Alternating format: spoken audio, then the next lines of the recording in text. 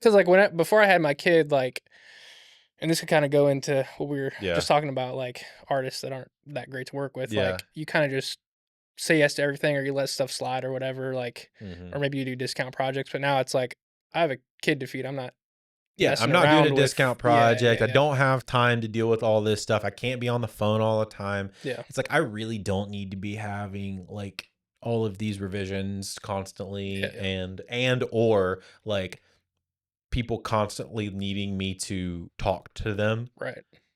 just because they need validation. Jesse, working with artists is really, really fun, but sometimes it's really, really not. Yeah. And I mean, you've worked with a couple artists recently that have been fun music, but less than stellar interaction experiences. And I think we should talk about from not only that experience, but like, I don't want to put that person under the bus necessarily, Yeah. totally, but I feel like there's a lot we can talk about from our broad experience with working with a lot of different kind of artists. And you get a lot of TikTok artists, people like hitting you up from TikTok. Yeah. And so I feel like you probably also get a very, like I do a lot of grassroots, like handshake stuff, and you get a lot more like internet inquiry things. So I feel like you're probably going to have a broader spectrum of different kinds of people that want to talk to you. And then I work also with a lot of artists that are like brand new. Like I'll do like their first song they've ever put out. Yeah. Because they find you on like TikTok stuff. That's really sick. And then like I also want to talk like later we'll talk about, you know, AI you've been dabbling with some of that stuff that I find really, really interesting in some really cool ways that is like don't worry, not replacing any kind of thing or anything like that. But it is some very interesting ways I think that you've been using it, and I've kind of dabbled with it a little bit as well. We won't talk about that. A couple other things that I want to talk about, but let's start with first, Jesse. Thanks for being here and co-hosting this one with me. Of course. It's always we matched today too. We do match today. I don't have as cool of a hat on. That's right. But we got regular jeans, Carhartts, dad shoes. There we go. Let's go. Speaking of which, that's what we'll start out with. Dude, you've had an entire child since the last time you were on the podcast. I guess so. He'll be one on Saturday. Yeah, and like I think we shot our last episode together this time last year. Yeah, probably. Like right before. It was like around December. Yeah. It was like around December. I don't think you guys had him. It must have been November then. Yeah. So it would have been November. Yeah, that's probably true. Yeah, dude, how's dad life? Good. It's cool. It's you're about a year in. Yeah, he'll be one on Saturday. That's crazy. Yeah. So almost literally a year. It's crazy how fast I mean, that's cliche. Everyone says that, but until you have a kid, it's wild though. It's like it's wild. Well, I mean, even mine. He came here the other day. Dude, he's 4. He's huge. Yeah. It's like I don't know. Yeah, my kid's walking like basically kind of running now. He has teeth. Like he's starting to talk and stuff. Nuts. Like, dude, you also had like a wild schedule for the whole last year, basically. Kind of, yeah. Like you were up here. I think, especially in the beginning, I feel like I remember Brad being like, "Yeah, Jesse would be here at like 4 a.m." Oh, before I had a kid, I would be here like I'd get up super early and be here. Like, yeah.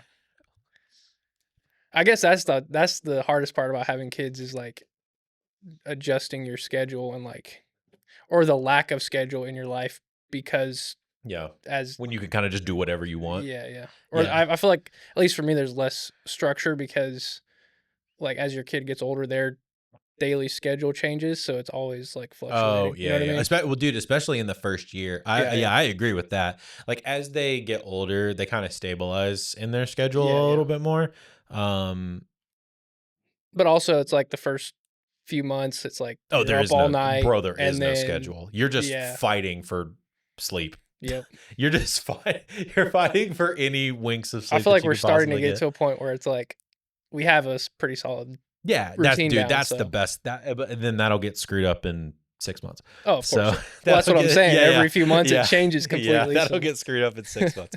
But no, that is honestly like the roughest part. But I will say that like one, having a kid is dope. Oh yeah. It's so sick, actually. And two, anybody who's like, I think people are scared.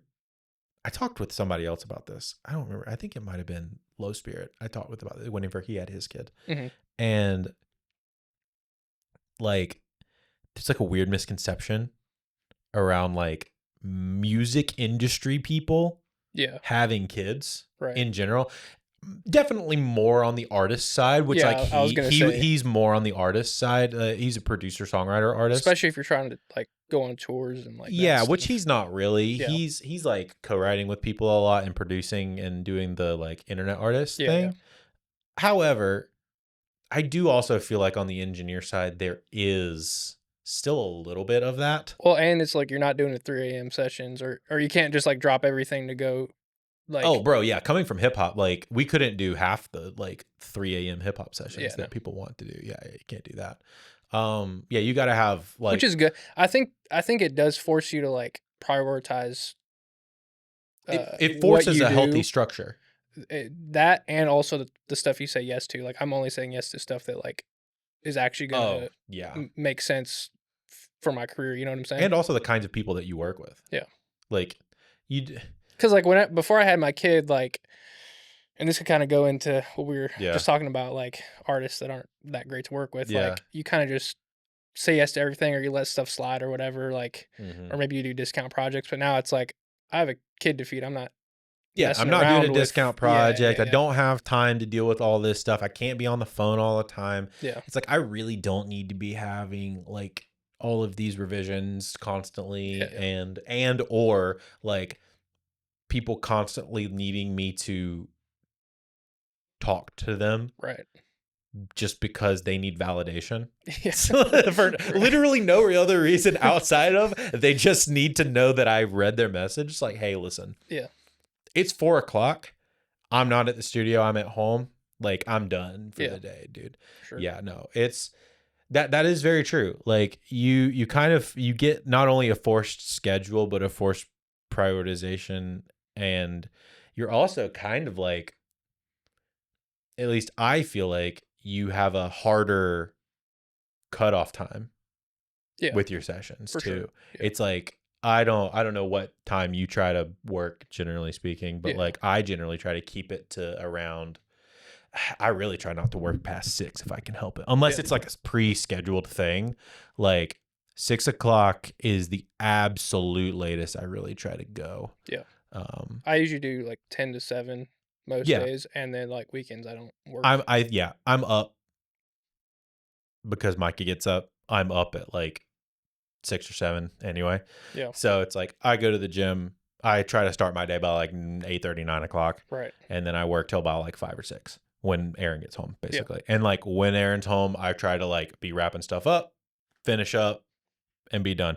But you're right. I feel like that does play into the kind of artist that you're going to pick. So as we're kind of figuring that part out, let's talk about some things that artists can do to have a more successful studio recording and production experience. Like what's something that comes off the top of your head when you're kind of thinking about that? I would say just having a clear vision, like knowing exactly what you want by like the end.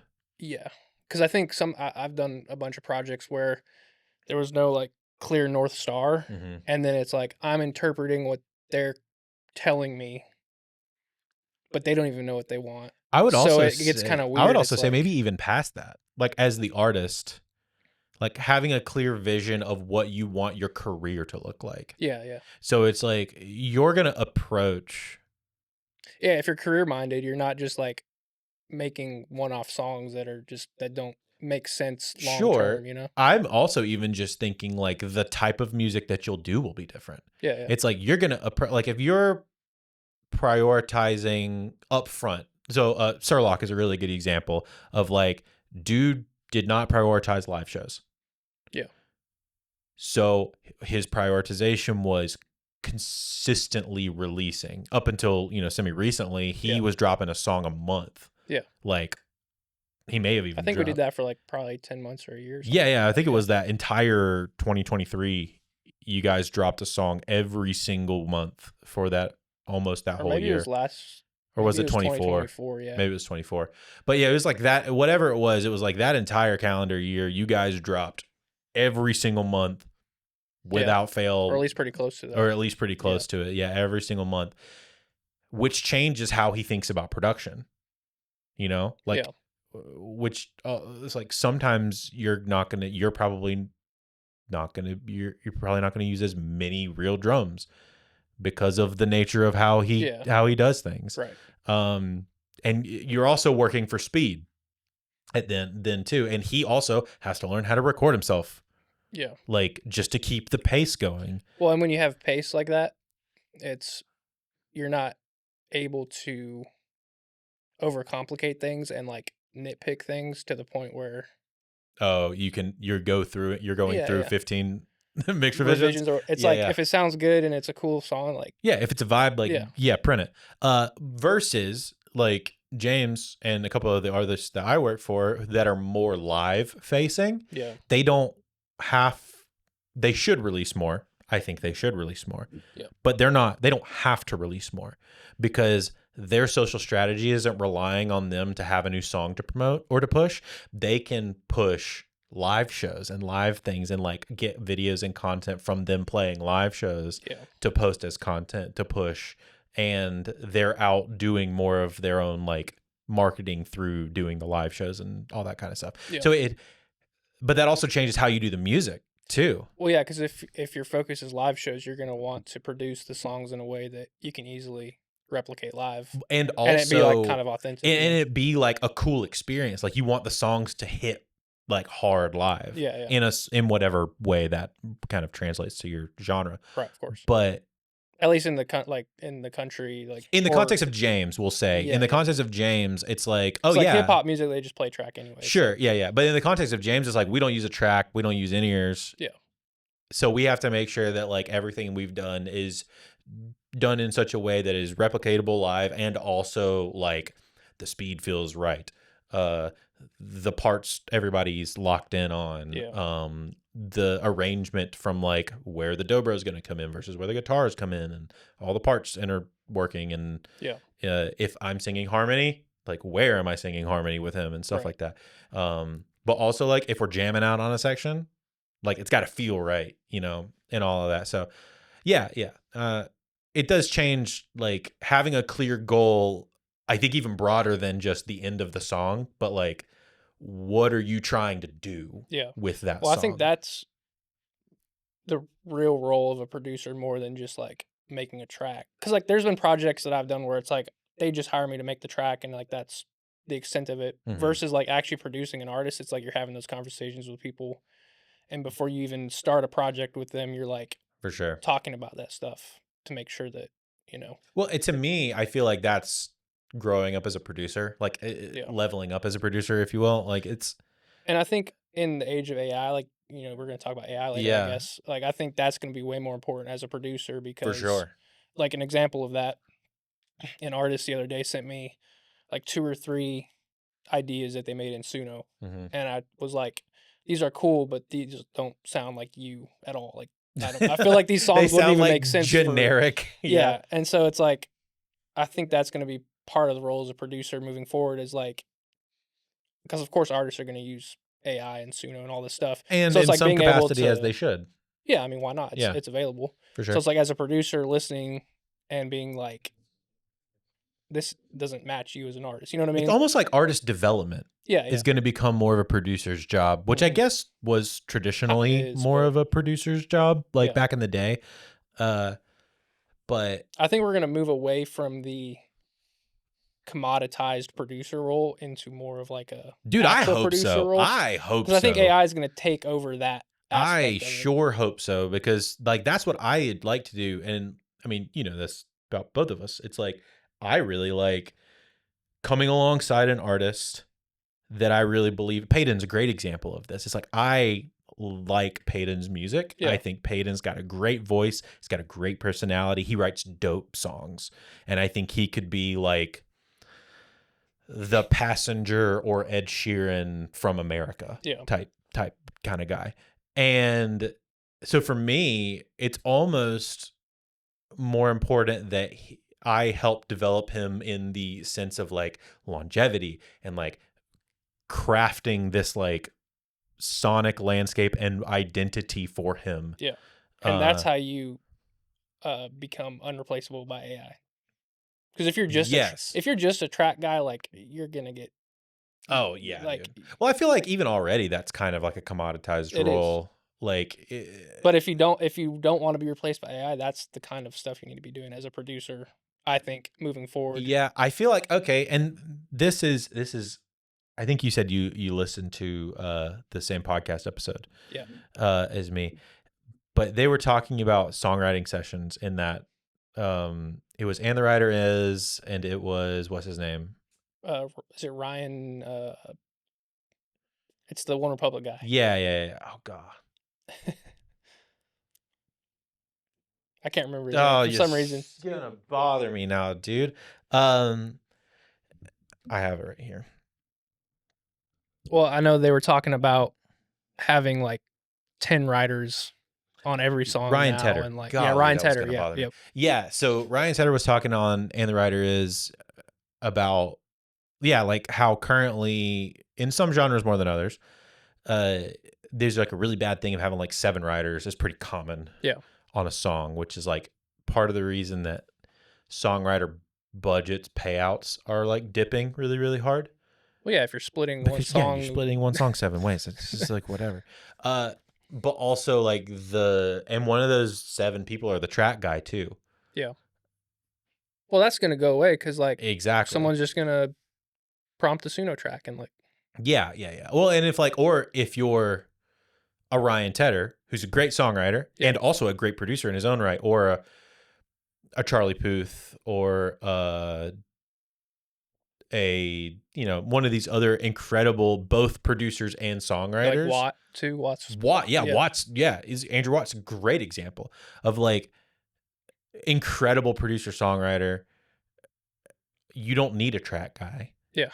And like, but also all of those people are really good at understanding the artist's identity, and every song they write fits that artist's identity in such a strong way. Tate McRae for Ryan Tedder is example is like Ryan Tedder's like really strong example of like he kind of like plucked her. She kind of was doing music stuff off her TikTok stuff, but he kind of like said, I see what that can be, what it could be. Right. And like, we're going to build this. And like, he's built her up to be just absolutely insanely massive. Yeah. And obviously Charlie Puth has done that with his own music. But then like there's John Bellion did that for a bunch of people. He did that for Lawrence, but he also did that for the Jonas Brothers comeback record. Right. And it's like,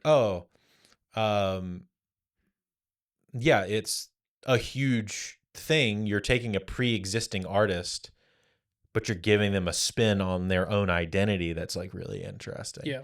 Like you said, I feel like that is going to be, from a songwriter producer perspective, is going to be the part that's like irreplaceable for sure from AI. So and I feel like we've already kind of been there with like Splice and everything. It's like definitely Espresso by Sabrina Carpenter, right? I think that's who did that song. But it's like the whole track is just splice loops. It's like it's literally it's quite literally like it's like an Oliver drum loop, and then 4 splice loops. It's an Oliver drum loop. It's a guitar loop from like, I think literally if you type in pop guitar, it's probably the first one. It's like one of the first 5. I found it the other day. Yeah. Like just trying to find it because I was interested. Yeah, it's like one of the first 5, and it's like not even key change. It's like the same key that the thing is in. And it's like an Oliver drum loop, a guitar, like a synth bass. It's like the simplest thing in the world. But it's a dope song and crushed. So it's like, all right, you don't really need a track guy as much as you used to anymore. At least to get a song started. Right. Which is great for artists. Yeah. As far as understanding where they want to go, if we're getting back to like the way artists can like have a better studio experience, it's like mess around with some of that stuff. Yeah. Figure out like what you kind of want your sound to be. have a very clear direction, not only of like the end game of your career, like what we talked about, but also like the sonic landscape you're trying to build for yourself. For sure. Because like when we come into play as like producers and mix engineers, that is going to help us a lot. Oh yeah. Because especially if you can give us like, I don't know if you do this, but when you're working with newer artists, but like I love getting like 3 to 5 song references Oh from yeah. other I always artists. ask for references. Like I love it because it's like, oh, I can like piece together a bunch of different like aspects of Yeah. things. I think it's basically a giant puzzle. Well, and especially with new artists, like they usually can't articulate like Yeah, what they want. So if they can give me an example, then I can make sure like yeah, we're on the same page. for sure. So what do you find with some of these like newer artists that you're doing like the first thing for them? What do you find that they where you struggle with the communication aspect with them? Where does the communication tend to break down? I mean, a lot like recently, I haven't been having that problem because I spend so much time and effort on like pre-production stuff. Okay. So like So like let's before talk about that. before we even record anything, like we're having a meeting. Well, first thing I do is if they have, because like different artists work differently. So a lot of artists that I work with, they write songs first and have Sure. them produce out. So the first thing I do is I have them send me the demo, which is usually just like a voice memo Mhm. kind of thing. And then that way I can just do like the prep work. Like I'll chart out the chords and like Mhm. figure out what tempo it needs to be at and all that kind of stuff. And then I also have them send me references, and then we schedule like an actual meeting to talk through everything. And then I'll kind of give them my ideas for the production. Mhm. I'll have them, give me their ideas Are you building something out with that sometimes? like beforehand. Yeah. No, Okay. like basically I just found that like if we can get super clear like before we record anything, it's It's like just easier. we don't have to go back and forth a Yeah. hundred times. You know what I mean? That makes sense. So And you also get less locked into like demoitis on like a certain vibe oh yeah, that hundred you've worked percent. on. Like if you've already built out like a groove or a progression or something, Yeah, I have a really bad tendency to like only hear it with that yeah. vibe. Well, and that just reminded me of another issue that I do kind of run into with the AI stuff sometimes is artists will create like a Suno idea for their song or Sure. whatever, and then like a lot of times you can't stray from that because they're so like they have demoitis of the Suno reference. You have to basically Oh, recreate the Suno thing yeah. Did I tell you exactly. I'm going through that? Like Yeah, I'm working on an artist that they built the song out in Suno you and basically just have to remake it. I'm basically just like Yeah, rebuilding the thing and with like better production and better choices. what's frustrating with that though is a lot of the AI stuff is very like you can't really hear what exactly is going on like A with lot some of of the the chord layers. progressions don't make sense. Yeah. Like a lot of the chord progressions are like this is either very boring or it's randomly going to some chords that like don't. And the structure is weird too a lot of times. There'll be, like, Yeah. random, like, extra bars in Or like places, two and it's bars. Yeah, it'll yeah. do like a random extra 2 bars or like a random extra like the one that it does the most, at least with this instance that I'm talking about, is like it'll sit on a 4 and then it'll randomly do like a 6-5-4 and then change to the 5 to go to a different line. Yeah. And it's like that doesn't need to be there. Just go to the 5 and continue on with the line. Like it doesn't need to Right. do that little like musical bit. Something that I used Suno for the other day that was helpful, or this is probably, like, a month ago. There's an artist that I started working with, and similar thing, she's, like, a new artist, she's never, Hmm. like, made any music or anything. She writes a lot, but she basically just wrote lyrics and did not have any vocal melody or structure or anything to it. And so what I did is, with her permission, of course, I put her lyrics into Suno, came up with a few ideas based on the reference tracks that Yeah. she gave me, and then I took just the vocal stem and just did basic acoustic guitar chords and sent that to her, so that way she didn't get hooked Too on the locked in. Suno Yeah. production, Production. and then we did our own production, but used the vocal reference as, like, "Here's Kind what the of a vocal melody could be, kind of here's a the rough structure." idea. Yeah. Or and we might change some things here and there. Yeah. Which was helpful because like, she didn't have any melody, any, like, it was just lyrics. So that Wow. was a cool use that actually helped me and saved a lot of time. Yeah. We'll come back to some really cool instances of like AI usage. I think that is a really good one. The vocal stuff has been really, really cool. But I have learned you have to be careful with the demoitis thing. Oh, Like, yeah. Yeah, well, I feel like that's true even without the AI aspect yeah, of it. for sure. With like even with people getting in like locked into like splice loops and certain beats and grooves and stuff, like it happens a lot there. I think it's only worse with the Suno Yeah. AI like track building What sucks though aspect. too is like when you know you could make something way better, but like they don't hear it as better. It's just different from the demo or the, Oh, you know what I mean? yeah. But No, for sure. Well, okay, and I guess that's then something artists could do is like try not to get stuck on yeah, I would say demos. be aware, Yeah. artists, or like if you're a producer watching, like be aware that this could happen, and maybe this is even part of that pre-production conversation of like, I want you to come into this with an open mind on like where it, not based on what it is right now, Yeah. but like being open to trying things and testing things and seeing where we could get this to where it could ultimately be something that you never even thought it could be in the beginning, but it's better. Yeah.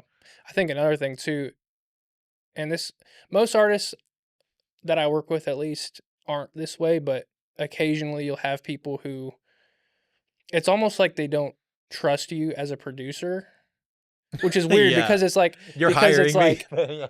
it's like my name is on this. Like obviously I want to make this as good as it possibly Yeah. can be and like this is what I do.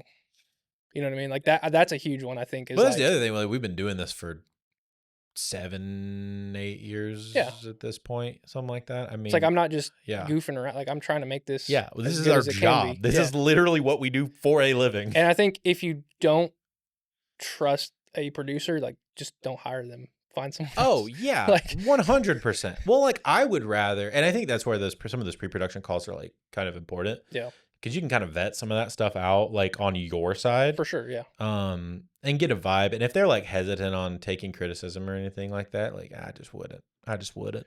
Yeah. The other thing too, I think is I have people hit me up all the time that like want me to produce a song for them that's like not in the genres that I produce at all because like they just saw me on TikTok and oh he's a producer I'm gonna reach Mm, out. So if you make a certain genre of music, find a producer that's like that does that thing really well. yeah, Don't just hire just any producer and assume that it's gonna yeah, be I would. Yeah, I agree with that. Well, I work on a lot of different stuff, yeah, I do too, but some things I just like don't do. but yeah, you don't really do heavy music at all. Yeah, And it's like I don't really do like pop country. right. I mix it, but I Sure. don't like produce it. Like Yeah. I would never build out a pop country track. Yeah. That's more your lane. Uh, but yeah, I think you can definitely just there's a million great producers. That's the other thing. Yeah. Like there's a million amazing producers out there. And the way technology and like sounds are and stuff now, it's like unless someone just like doesn't have any musicality, like pretty much everything is gonna be like pretty good. Like, Yeah, you well, know? yeah, and but even then, it's like if you just took 2 seconds to like just search a hashtag indie pop, Yeah. hashtag producer, or hashtag pop country, Right. hashtag producer, you know, like you're probably going to find you or Seth or myself or Right. whatever, and you're going to find some people that are like, this guy is like, Seth is a really good, for instance, we'll talk about Seth really quick, but like I think Seth is a really good, for instance, if he does kind of a like very specific lane of Yeah. like guitar based pop music. Right. If you want to sound like the band Camino or the 1975, it's like that. He's the Yeah. guy that Yeah. does that He'll thing. crush that. Yeah. That is his lane 100%. And like if that's your sound, just go work with Seth because he's gonna give you that thing. I think something that's helped me this past year a lot is pretty much all my content now is just me like showing the music that I'm working on, like tracks or whatever that I've made. Yeah, And so I have a lot of people that reach out to me because they listen to that and they like my sound. So it's like a good fit already. It's not like for sure, sonically and musically, it's like for it sure. makes sense, you know? Well, and I mean, we can't do anything about people reaching out that Sure. aren't in our genre. Yeah, yeah. I'm But just saying, as far as like any artist listening, like try to find it. If you're looking for a producer, find someone that's like showing do that. more Yeah. research than just like, oh, there's a producer, I'm gonna reach out to him. Like actually Yeah, look into yeah. their Don't do catalog. the first person you see. Yeah, yeah, Don't do the first person. That's yeah, not fun. for That's sure. not good. Well, and it also kind of wastes everybody's time. Yeah, It's like just, click on their profile, scroll through them a little bit, see like if that's the kind of music that you want to make, then great. hit them up. Yeah. But like if it's not, then this is the other thing that I think they could also potentially do, which is they reach out to you and they go, hey, I know you don't produce this kind of music and I'm not asking you to produce it for me. Who do you know that does that really well? Yeah. Feel free to do that also. Yeah. Like we know a million people that are really good at For sure. different genres of music than what we do. I do that yeah. a good bit too. Like I'll have a conversation with someone and be like, I don't think musically it's going to be a good fit, but my friend over here would crush that. Like, yeah, exactly. Yeah. I think but that also comes back to the artist of like being open to like it not being the way you think it's going to be. Yeah. Like straight out of the gate. Okay, so I think another thing that we can talk about is artists prepping for the recording process in general. So they've had the pre-production, it's a good fit. They are clear about the sound and where they want and how they want to do it, and they've done all of that work. In the actual recording process, and it can differ for both of us depending on the process, what are some things that they can do to have a successful recording process when it comes to like I mean, the first building thing I think out the of track is just, and all that kind of stuff? The first thing I think of is just like make sure your song is finished. Like, is the structure the way you want it? Mm-hmm. Like as far as like verse, pre-chorus, like that happened stuff. to me the other day where I edited a song fully and he was like, it feels slow. And I was like, come on, man. Yeah. I was like, come on, man. And luckily we only have to bump it up like 3 BPM. So it's like it's still manageable, like, but it is a lot of extra work. Yeah. Which is fine, but like then also the quality of the like audio files is going to be warped a little bit if you're moving tempo. A little bit. Luckily it's heavy music, so it's MIDI drums, MIDI bass, and all DI guitars. Yeah. So like, but in my case, like a lot of this stuff is like recorded, like guitars and stuff. It's like I can't just work. Exactly. That's what I'm saying. So like for me, I have a little bit more flexibility. Yeah. It's still not ideal because like I have to edit those guitars still. Yeah. So like I edit, and for heavy music, it's like I'm editing everything very, very tightly to the grid. So I have to go back through the song, change the tempo, and then re-edit everything to the grid. But I would say as far as like being prepared, like make sure the structure of the song is how you want it.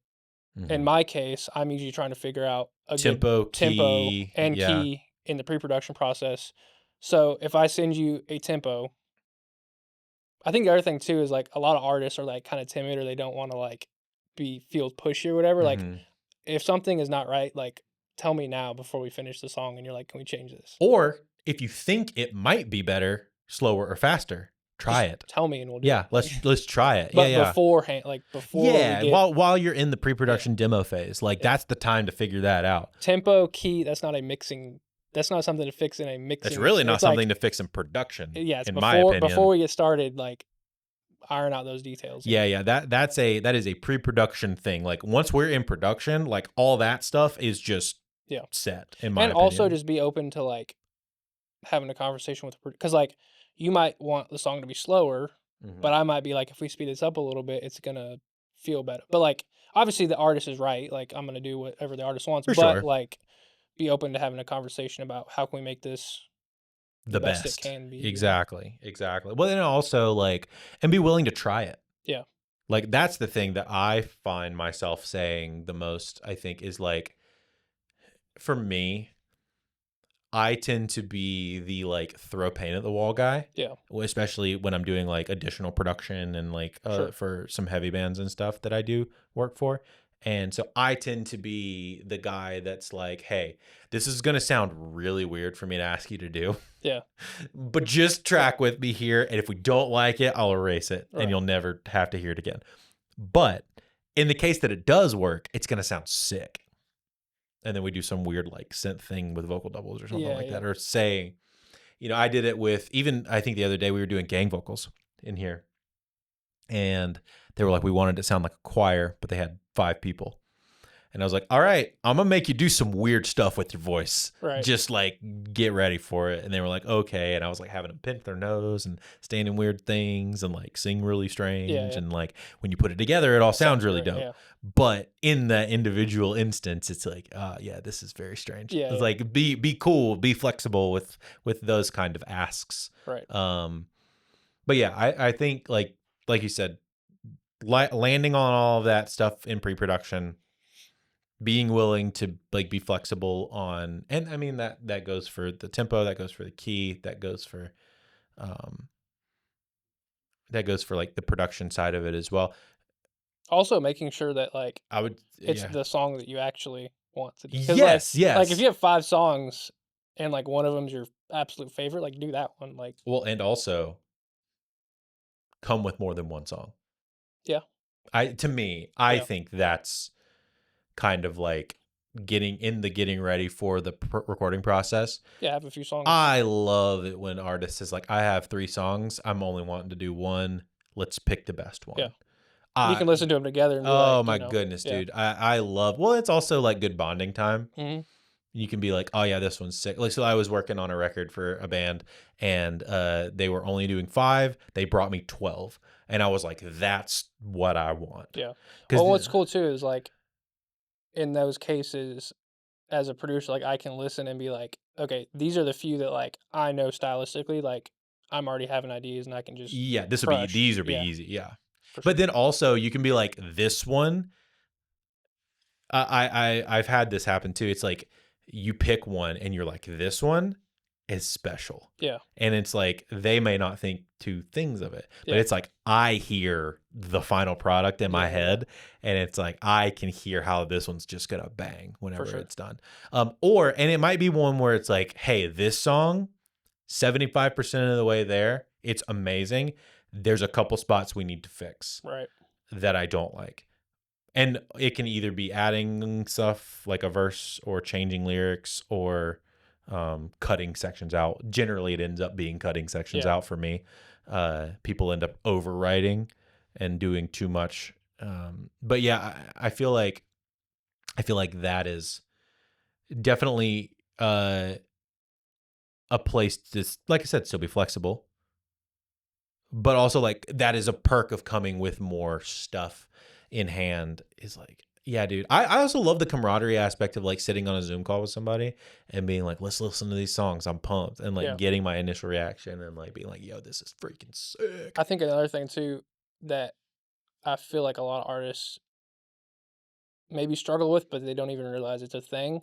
They put too much, or they're counting too much on one song being like the thing that's gonna like make them famous or pop them off. It's like, dude. So it's not how it works. Yeah, it's like you got to be kind of like we were saying earlier. We were talking about like being more career focused, like long term, catalog focused. Yeah, like this is just a piece of the puzzle. It's not. It could be the thing that like breaks you as an artist, and you could. Dude, 9 times out of the 10 though, you probably don't want that. You don't want that, because what if that one song isn't? What if you put out that one song and it was like, yeah, we tried something and I was kind of meh about it. It's not really what it's like you wanted to in the moment do it, but it's like on reflection, I want to make something slightly different. But then you pop off that song. Yeah. That's what you're doing. If you build a catalog of showing variety, you have a lot more leeway. Well, and if you're not ready as a person to like be able to handle being a successful artist, like you're just gonna fumble your career. Oh, dude. I mean, we've seen that. Or you're gonna fall off. I feel like we've seen that with people that we know that have like people get signed early, or too young, or too green. They're not even young. They're just like inexperienced. Or look at like Lil Nas X. Like he had Old Town Road, which is like the biggest song in the world, and like now with like years 7 later, million remixes. Yeah. I mean, he's still, I guess, a celebrity, but like I Yeah. don't know anything that he's like Yeah, I haven't really heard anything from him. paid I don't. attention to That's just a anything random that he's done. example, but it's like Yeah, it's a good example though. I haven't really paid attention to anything that he's done in the last handful of years, you know, really. well, and he completely switched up his sound from like the country thing to like more pop, which is fine, but like Yeah, it was that's not what he blew just up pop off of. trap pop, Yeah, that's not what he basically. blew up off of. So, Yeah. Yeah.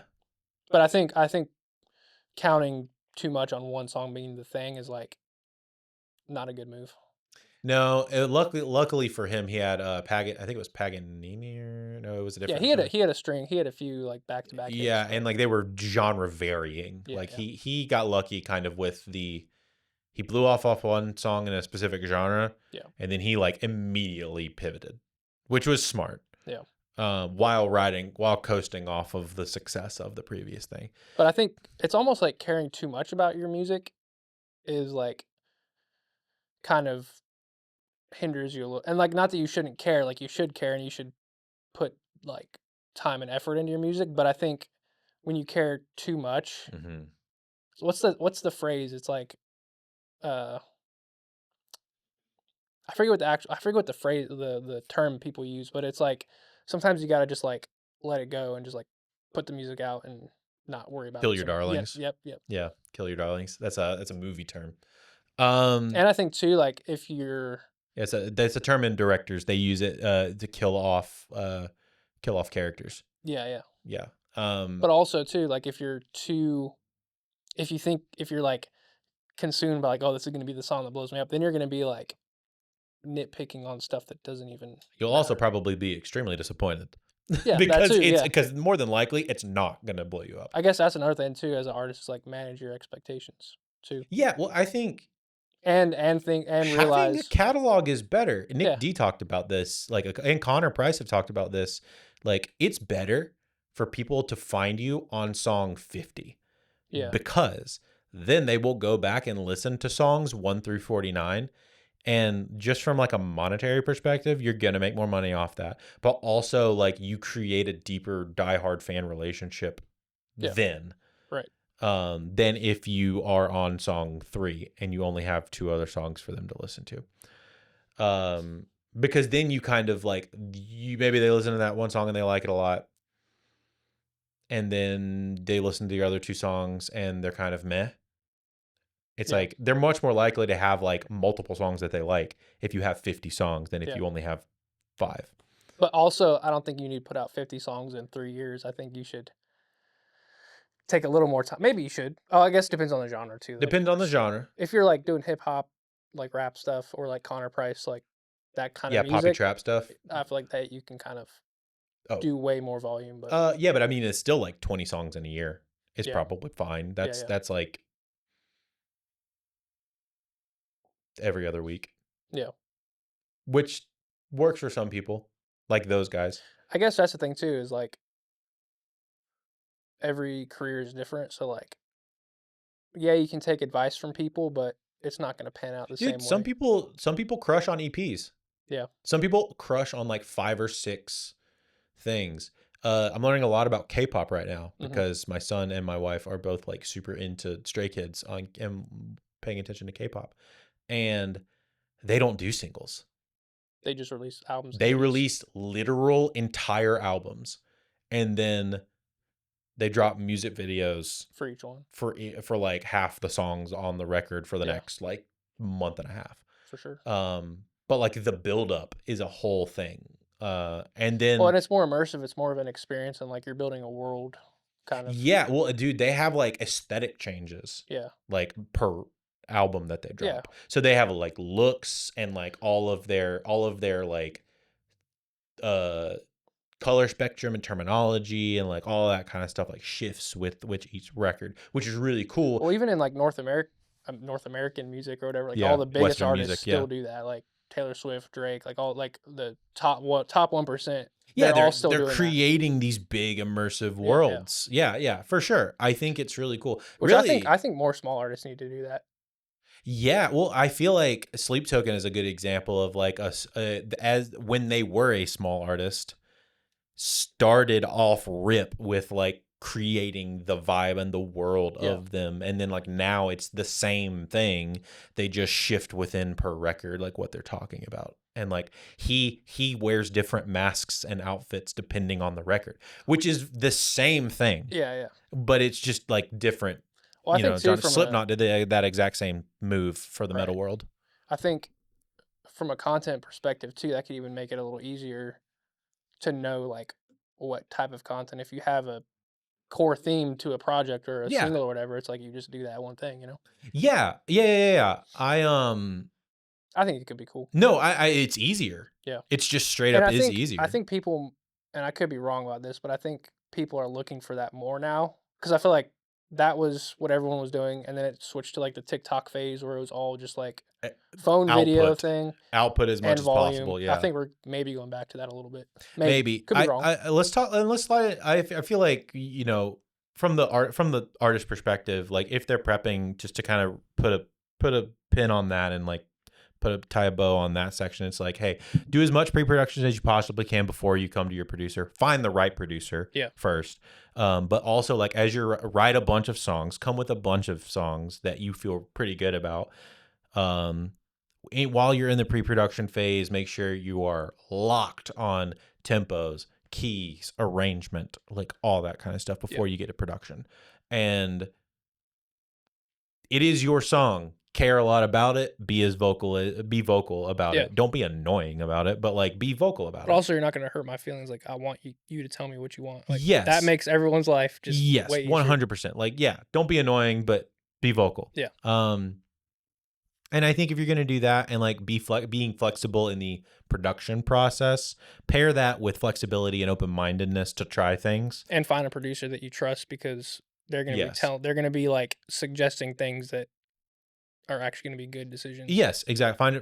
And yeah, that kind of goes in the pre-production thing as well, as like find a great producer that you trust. Be willing to like have a pre-production meeting and then say no, or like, oh, I don't think we're a really good fit. Like if you're just not catching a Yeah. vibe, like that's okay. Yeah. That's better for everybody involved. For sure. I think if you handle all of that stuff, probably going to have a better overall experience. With the AI aspect of this, let's talk about this now. So I feel like in the last 2 years, probably, the AI advancements have like just leaps and bounds. Oh yeah. Especially, and it's started to seep into the music industry really in the last like year. Splice has been kind of at the forefront of the sample side of things. Splice has a good AI integration now that I think is really, really cool. You mean like the layers thing where you Yeah. It's really sick. It's really cool. They do some really good stuff. And then Suno is the thing that you've kind of been messing around with a lot, and it's really at the forefront of the generation side of things. Yeah. The generative AI side of things. So I'd like to hear how you are using. We talked a little bit about it before with the vocal stuff. Yeah. But I'd love to hear how you're using AI in your workflow right now. Yeah, so well, like I said earlier, using it to kind of like flesh out some ideas for an artist that just had lyrics, no vocal melody or structure or anything. Yeah. Another thing I've been doing, because I also make just a bunch of tracks, one to use on social media for content and to like send to people or whatever, or to writers or whatever. Yeah. So what I've been doing a little bit with that is I will like create the sort of rhythm section, I guess, of a track. It's like maybe drums, bass, acoustic guitar, just like a general vibe. And then I'll put that track into Suno, like the Suno Studio part of it. And then I'll generate just a scratch vocal in the style of whatever I'm going for to use for like adding like guitar licks or fills in between like different pockets For and phrasing. stuff. For phrasing and stuff. Yeah. And it kind of makes the process really fun because like you're already hearing like, oh, this was kind of what the end result could be. Yeah. For me, I've done this even with Splice, like finding acapellas on Splice that are just like random acapellas. You just build around it. Yeah. Yep. Or like you have a track, like what I'll do is I'll start with a drum part, like a really basic drum part and like a sample, or I'll build my own sample or whatever. and I'll build like a basic, super basic track. And then I'll be like, I'm kind of feeling this type of genre. So I'll go to that genre, find an acapella in that genre, Yep. and then drop it in and then kind of build a track based off of that. Yeah. This is essentially just like, it's kind of the same thing. Kind of the same thing, but it's essentially a more, I don't know, it's kind of more of a throwaway version of it. Another thing I've been using it for is adding instruments that I don't play. So like pedal steel, for example. Mm-hmm. I'll We don't drop even it. have access to a pedal steel Yeah. here. I'll drop it in and then just like use it to generate a pedal steel. And I mean, mostly I'm just using that on like lower budget projects, or if I'm just making a track and I need like a pedal steel Sure. swell or something here or there, like Yeah. instead of hiring someone for that. Obviously, Yeah. obviously it would be better hiring an actual And we would steel like player. to. Yeah. But in certain cases where it's like if it's a project that doesn't have extra budget for session players or whatever, it's like, especially if it's just like a textural layer, that works pretty good for that. It's not a primary layer, yeah, for sure. And also, like, a lot of times the splice stuff is like, I've used this sample like 7 times. Yep. Yeah. On like 7 different all songs. the pedal steel licks, I've used all those. I've used every single one of them. But I've also used it to make samples. Like, I mean, I primarily do like country and pop country, but I still work with a few like hip hop artists here and there. And like, if we're going for like a sampled kind of feeling thing, instead of like actually using a sample and having to clear it, or using Splice, which Splice is great too. Like, I'll just like make a sample and then flip it. A lot of times the issue with the splice thing, and I've come into this on like the lo-fi side, is like using a sample that's already been released and like technically it's cleared. That is the cool thing about like Suno. Like, I believe from what I've gathered, like if you have the subscription, you own the that's what I've understood. So then you don't have to worry about. Well, you can create like, you can prompt a sample that previously did not exist. Yep. And then use that and it be yours. Another really cool thing you can do is you can take, and that just reminded me of another use that I've used, I'll talk about in a minute, but you can make like, let's say you want like, I don't know, a 50s like soul sample. You could go into Ableton or whatever, play the chords you want.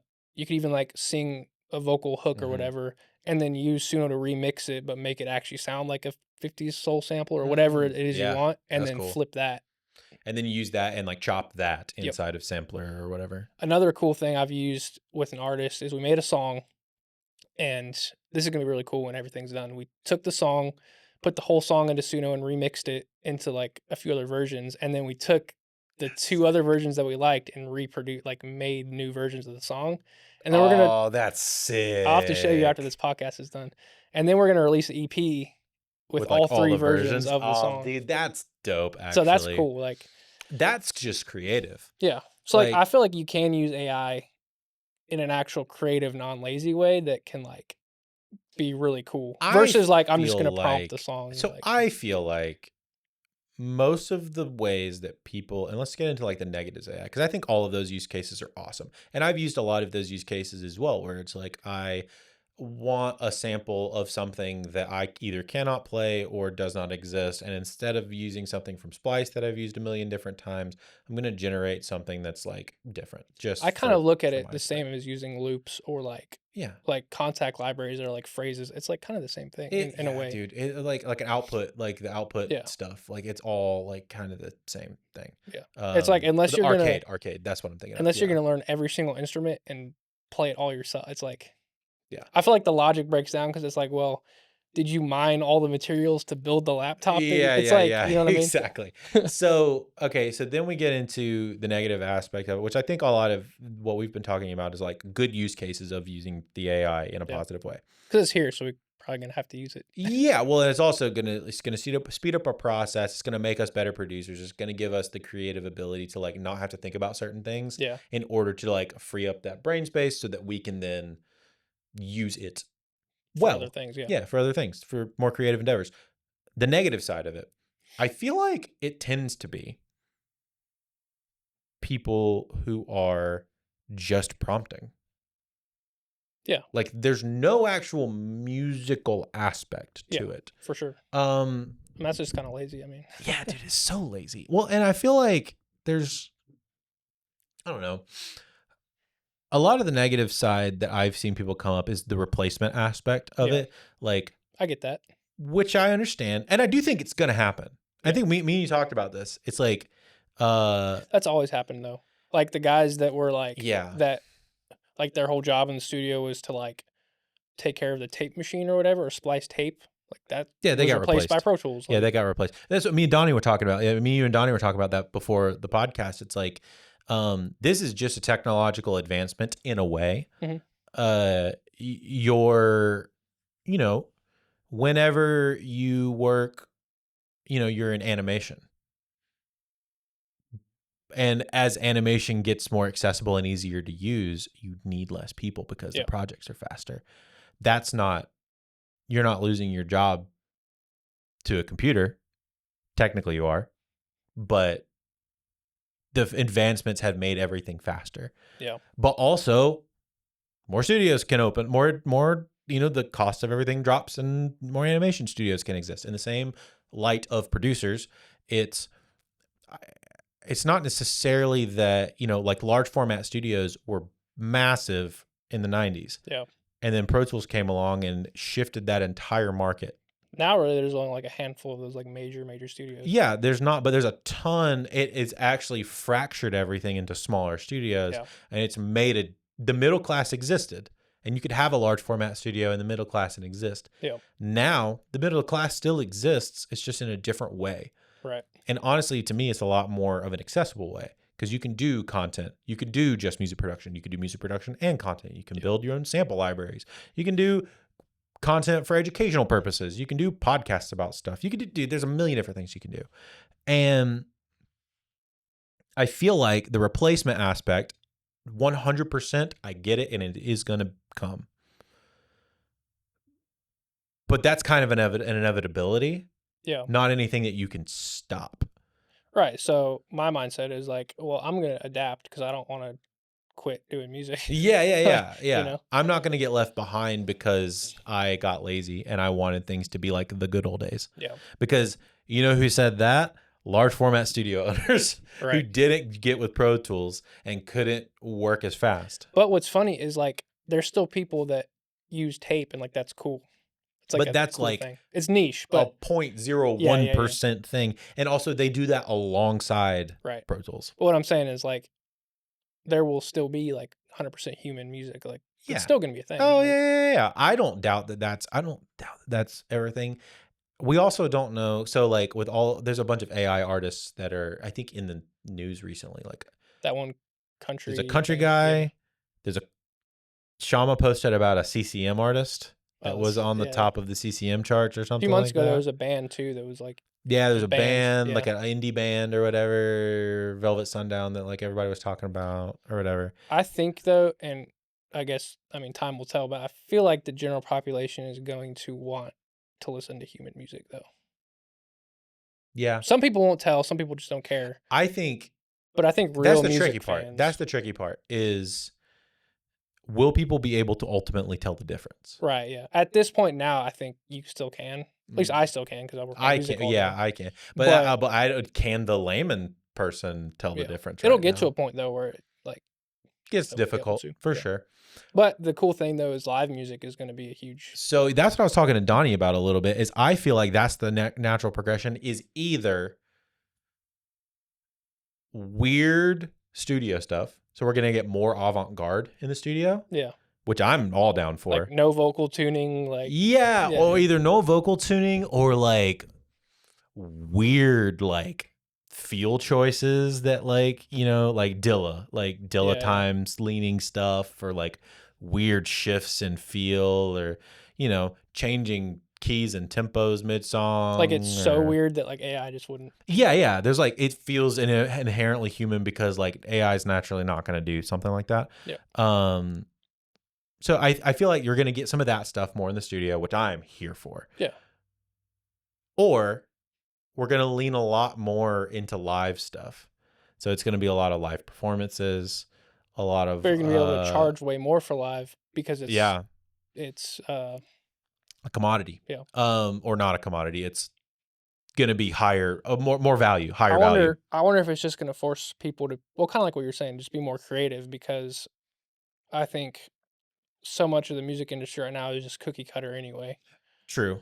You know what I mean? I feel like it's gonna force people to not be online artists anymore. Yeah, Like you're not gonna be able to get away with just releasing music and just posting content about it. yeah. You're gonna have to build a legit fan You're base. gonna have to build a legit fan base on the road, Yeah, or through live streams potentially, yeah. online like concerts and stuff. That could be cool. I feel like that's probably gonna pick up. I feel like that's a Actually, like live, like Twitch, like that could be a huge thing for artists specifically now. Like, yeah.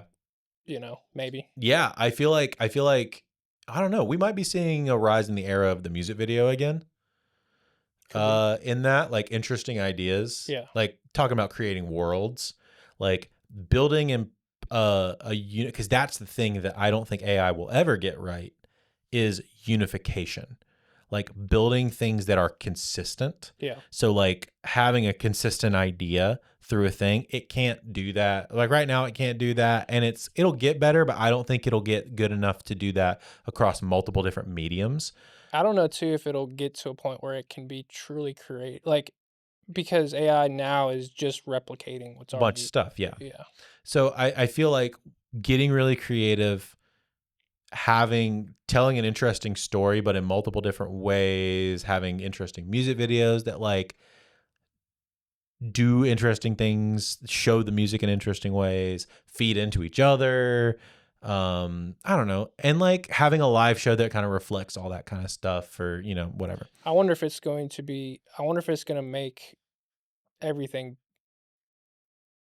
like. I wonder if it's going to make music better overall because like people are going to have to like actually really want to do it more than just it be kind of like a cool thing because like Yeah, dude, because that's like interesting. because okay, if you're like on the fence about like I like making music, it's fun, but I don't know if I really want to like You think it'll cut build a out music you career. think it'll cut out the bottom 10%, Maybe, basically? maybe, The potentially. potentially, yeah, Well, I think it's already kind of cut out the bottom 1%. yeah. Because it's like if you're on the fence about it and people are just like prompting music anyway, it's like if you don't actually really want it, like that might cut that, like you said, the bottom 10% out. Yeah, yeah. Oh, well, I feel like it'll cut those people out, which will inevitably make room for everybody else. Yeah, You would hope. Um, we'll see though. I don't know, yeah, I don't know. but it could also be a thing where like I mean, the volume of music being released these days is already insane. It could just like 10x that, and then it's like even harder to cut through the noise. So it could Worse. go that direction too, potentially. Yeah, but I also feel like we said, the avant-gardeness of studio music will shift a little Yeah, bit more. I wonder if it'll open doors for new platforms. Like, I mean, obviously Spotify's like the biggest thing right now, Mm-hmm. and there's a lot of AI music being put on Spotify. What if that opens a door for like a human only music platform? Mm, That could be cool, interesting. It but opens they would have to figure out how to like detect how to AI. vet that. Yeah. Yeah. As AI gets better and better, yeah. Yeah, but I feel like That could be a cool thing. that could be really cool. I feel like and I feel like an adoption by what that would take is an adoption by like an Apple or somebody like Yeah, that to just because like, I or mean, it's gonna what's be, Jay-Z's company? it's not Tidal, is it? Yeah, yeah. Oh, it is Tidal? Title. Yeah, yeah. So like a title Yeah. who's like really producer and artist focused. Um it takes somebody like that to like put You that stake in the ground and to like shift the masses, to yeah. shift the Mhm. masses. Yeah. That is a very interesting idea though. I feel like we're gonna lean into uh more interesting stuff in the studio, more organic instrumentation into the studio, which we've already kind of been going that way Yeah. over the last couple of years anyway.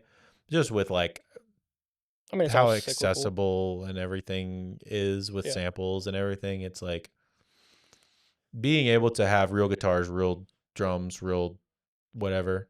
right. Um, I feel like it's probably going to be even more of a thing now.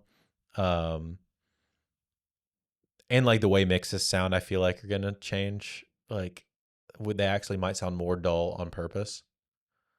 You think? Maybe. Potentially. Less hyped. That yeah, maybe well, and like I was saying earlier, like, AI is just replicating what's already been done. Mm.